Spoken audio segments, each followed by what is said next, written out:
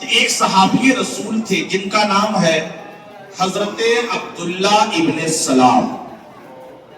بہت بڑے صحابی ہیں، لیکن ایک دور تھا ان کا کہ وہ یہودی تھے اور یہودیوں کے بہت بڑے عالم تھے.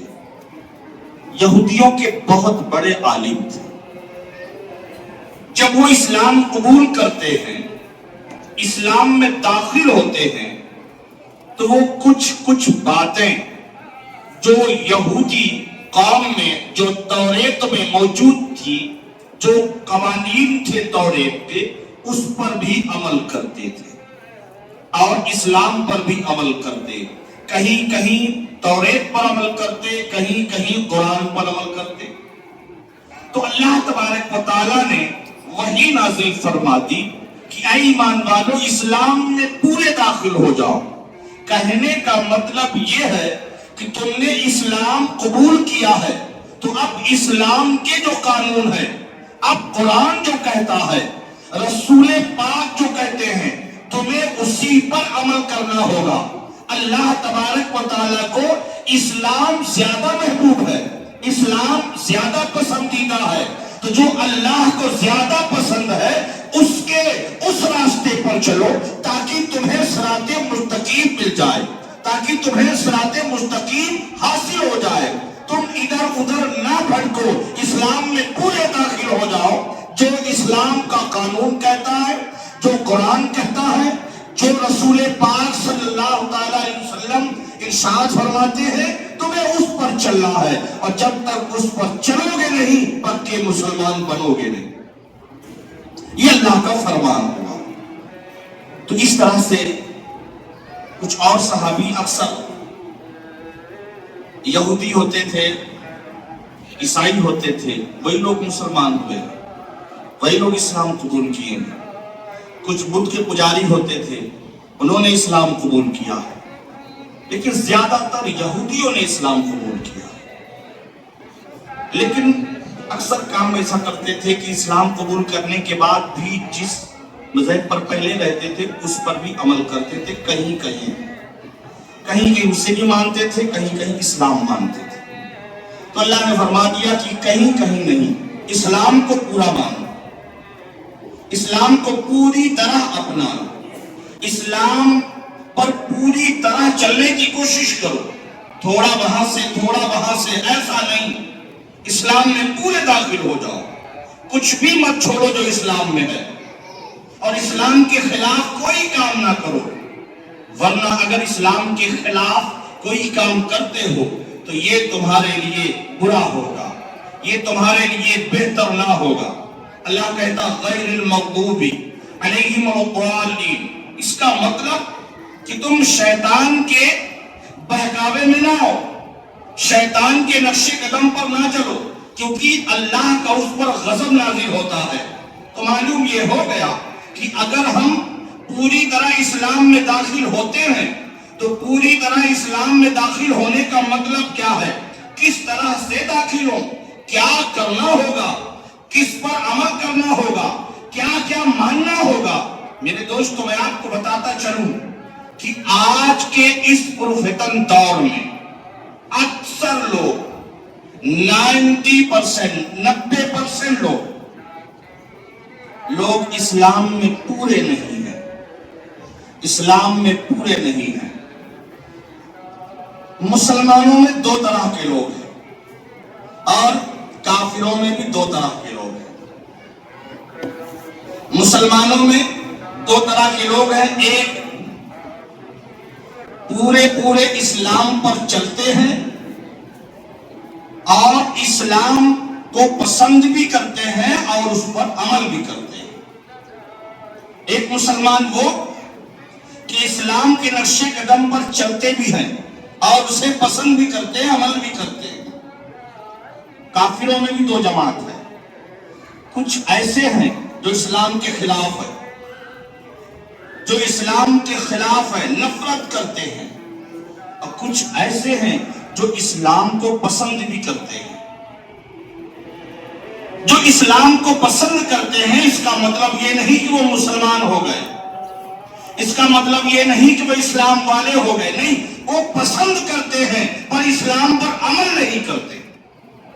اسی طرح مسلمانوں میں بھی ہے، اسلام پسند تو کرتے ہیں لیکن پورے اسلام پر عمل نہیں کرتے، تھوڑا بہت عمل کرتے ہیں، اسی لیے اللہ نے انہیں مسلمان کہہ دیا۔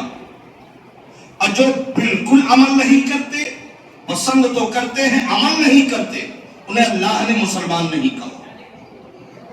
اسی طرح جیسے لوگ جو اسلام کو پسند کرتے ہیں غیروں میں، وہ آہستہ آہستہ اسلام کی طرف کھینچتے ہیں، اسلام کی طرف آتے ہیں، اسے پڑھتے ہیں، سمجھتے ہیں، اور اس کے بعد جس اسلام کو پسند کرتے تھے اسے قبول بھی کرتے ہیں، اور قبول کرنے کے بعد اس پر عمل بھی کرتے ہیں۔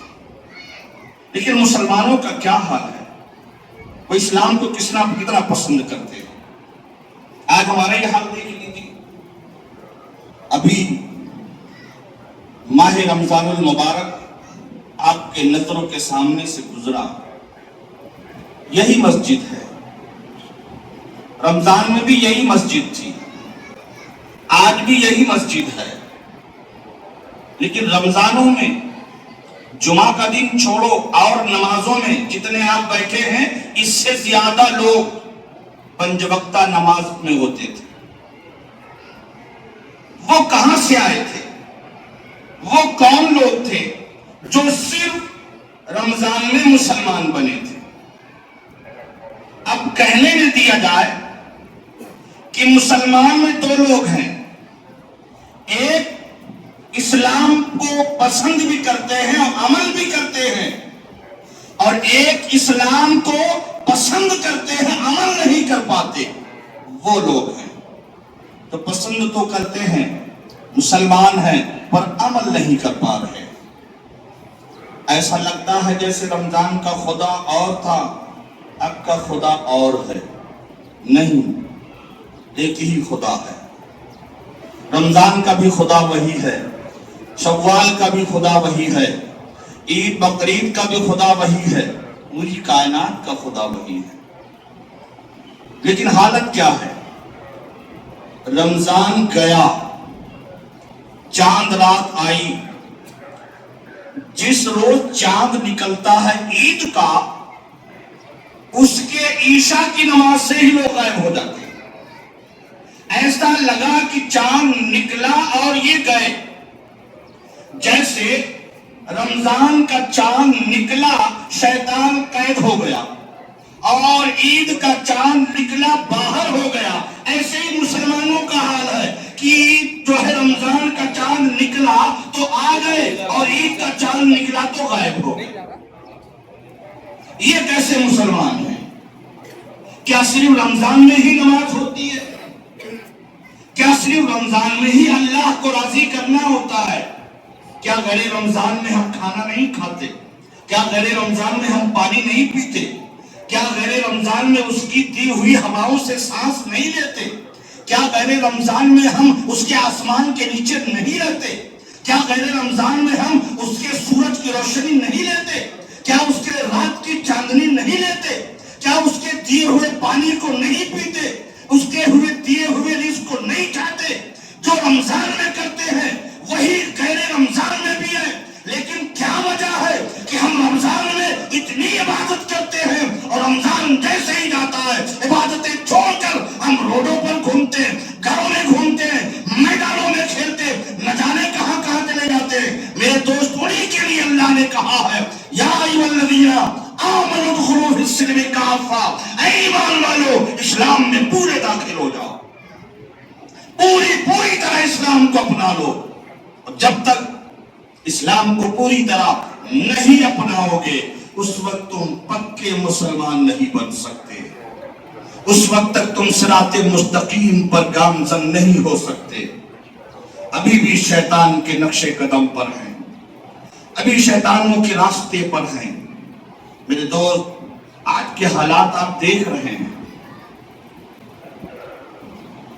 آج چاروں طرف سے اسلام کے ہی خلاف باتیں ہوتی ہیں، جسے دیکھو وہ اسلام کے پیچھے پڑا ہے، جسے دیکھو اسلام کی جو جائیدادیں ہیں جو اس کی اراضی ہے،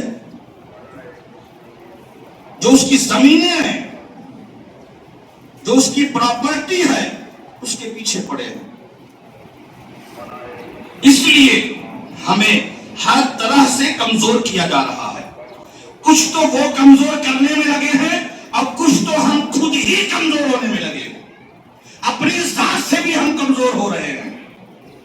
اگر ہم اپنی ذات سے کمزور نہ ہوں، اللہ کے فرمان پر چلتے رہیں، تو یہ جو اسلام کے خلاف آوازیں اٹھتی ہیں، اللہ تبارک و تعالیٰ ان سے حساب لے لے گا۔ اللہ تبارک و تعالیٰ جتنی چیزیں لوگ چھین لیتے ہیں، اللہ تبارک و تعالیٰ پھر اسلام کو دلائے گا۔ لیکن ضرورت تو اس بات کی ہے کہ ہم خود پہلے مسلمان ٹھیک سے بن جائیں۔ جب ہم پر کوئی ظلم ہوتا ہے، تکلیف ہوتی ہے، ہم چیختے ہیں، چلاتے ہیں، یہ ہو گیا مسلمانوں کے ساتھ، یہ ہو گیا مسلمانوں کے ساتھ۔ اللہ تبارک و تعالیٰ بھی جب دیکھتا ہے یہی ہمارے بندے، ان کے لیے ہم نے اتنا کچھ کیا، اتنی ساری نعمتیں ہمیں دے دی، ہم نے انہیں دے دی، لیکن انہوں نے کیا کیا؟ وہی کام جو فرشتوں نے کہا تھا۔ اللہ تو کنہیں بناتا ہے، تو کنہیں بناتا ہے؟